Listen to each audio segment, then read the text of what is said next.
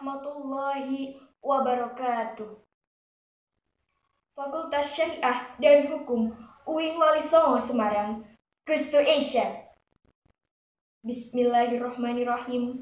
Alhamdulillahirabbil alamin. Wabihi nasta'inu ala umuri dunya waddin. Assalatu wassalamu ala asyrafil anbiya'i wal mursalin Sayyidina wa maulana Muhammadin sallallahu alaihi wasallam wa ala alihi wa sahbihi ajma'in. Amma ba'd. Yang terhormat Panitia Penyelenggara Lomba Dai Virtual Tingkat Nasional, yang saya hormati segenap Dewan Juri Lomba, serta hadirin yang dirahmati Allah. Pertama-tama, marilah kita panjatkan puja dan puji syukur kehadirat Allah Subhanahu wa Ta'ala yang telah melimpahkan rahmat, taufik, dan hidayahnya kepada kita semua, sehingga kita dapat beraktivitas dalam keadaan sehat walafiat.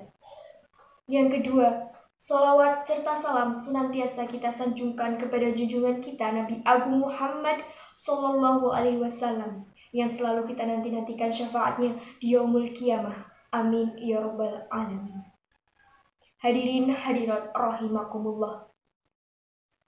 Pandemi, sebuah fenomena yang sudah berulang kali terdengar di telinga kita, yang sudah menelan puluhan, ratusan, ribuan, bahkan jutaan nyawa. Sungguh sangat bersyukur karena kita masih mampu merasakan nikmatnya sehat. Di saat Allah sedang menguji hamba-hambanya dengan wabah COVID ini, kita tidak boleh berhenti bersyukur, apalagi putus asa dari rahmatnya. Melainkan kita harus bersabar. Setelah bersabar, kemudian kita melakukan ikhtiar untuk menghadapinya. Sebagai seorang muslim, kita harus melakukan ikhtiar dalam mengharapkan sesuatu. Allah berfirman dalam surat Ar-Ra'd ayat 11 yang berbunyi, A'udzu billahi minasy syaithanir rajim. Bismillahirrahmanirrahim. Innallaha la yughayyiru ma biqaumin hatta yughayyiru ma bi anfusihim. Artinya, sesungguhnya Allah tidak merubah keadaan suatu kaum sehingga mereka merubah keadaan diri mereka sendiri. Quran surat Ar-Ra'd ayat 11. Perintah berikhtiar jelas terkandung dalam ayat tersebut. Jika dikaitkan dengan pandemi yang sedang kita hadapi saat ini, ikhtiar wajib dilakukan. Kita tidak tahu apa yang Allah tetapkan bagi kita di kemudian hari. Oleh karena itu, kita harus berikhtiar semaksimal mungkin supaya mampu mengubah nasib kita.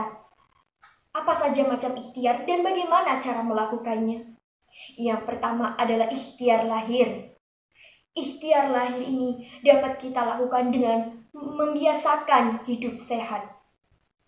Selain itu, kita juga harus menerapkan kebijakan yang telah ditetapkan oleh pemerintah, yakni 5M. Memakai masker, mencuci tangan, menjaga jarak, mengurangi mobilitas, serta menghindari kerumunan. Insya Allah, dengan itu kita terhindar dari virus maupun penyakit. Kita juga tidak boleh keluar ataupun masuk kota. Mengapa? Karena apabila kita masuk ke dalam suatu daerah yang terdapat wabah, akan membuat kita terjangkit oleh wabah tersebut.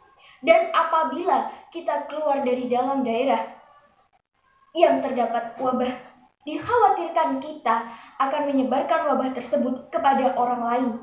Sebagaimana tercantum dalam hadis riwayat Bukhari yang artinya, jika kalian mendengar tentang ta'un di suatu tempat, maka janganlah mendatanginya. Dan jika mewabah di suatu tempat, sementara kalian berada di situ, maka janganlah keluar karena lari dari ta'un tersebut. Hadis riwayat Bukhari. Yang kedua adalah ikhtiar batin. Ikhtiar ini dapat kita lakukan dengan berdoa dan berzikir kepada Allah Subhanahu wa Ta'ala.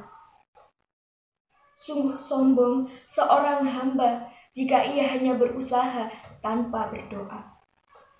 Hadirin hadirat rahimakumullah.